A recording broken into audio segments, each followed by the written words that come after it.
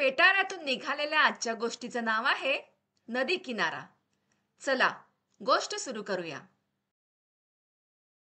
आई, दादा आणि आकाश नदीवर गेले. तिथे खूप माणसं होती.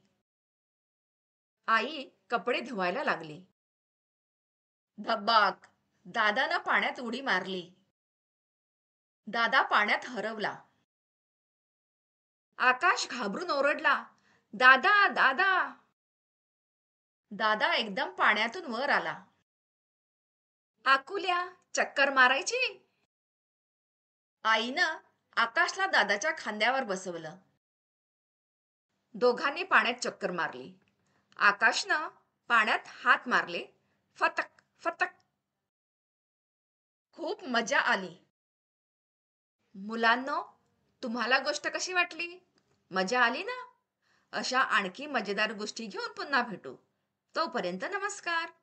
अशाच मजेदार गोष्टी ऐकण्यासाठी हा QR कोड स्कॅन करा.